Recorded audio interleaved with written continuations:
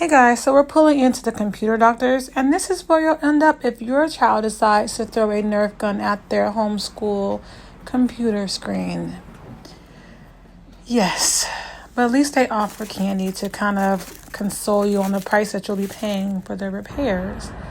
And this is our all-in-one computer that had to be repaired, and I came to pick it up, and almost $400 later, we have a fixed computer.